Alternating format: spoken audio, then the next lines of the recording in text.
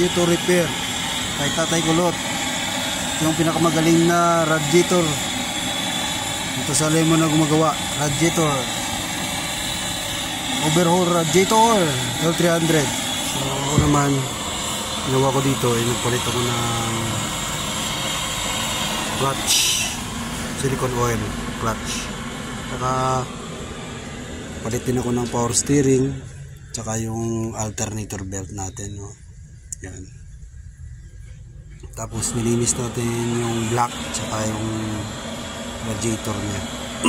Overall, kaya gagawin to kasi tumataas daw temperature eh. So baka maaaring ma-overheat pag inilagapan. So chinek ko, ang problema is yung temperature tumataas. Tapos itong fan na to, diretsyon yung ikot, hindi na siya nag-stop.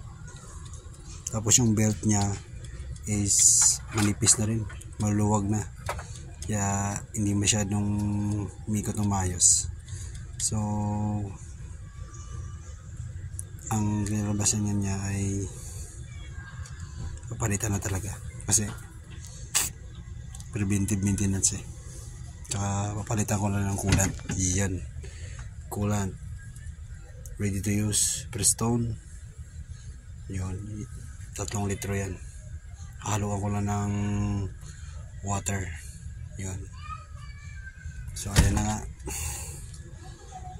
Kaya ang naman ko sa inyo, parating yung i-check yung clutch pan, kukos din ng overheat. Yung belt, kukos din ng overheat. Sa power steering, kukos din ng overheat pag maluwag.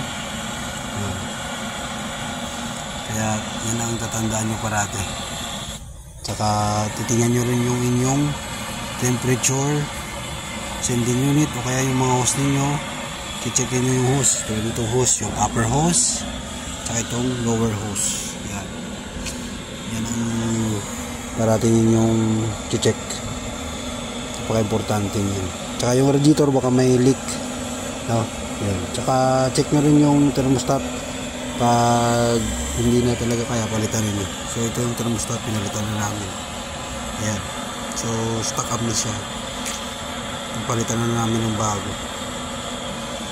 So mahalaga talaga yung thermostat na. So ayan, nakabit na. Ito na lang yung clutch pan. So yung belt tapos na rin.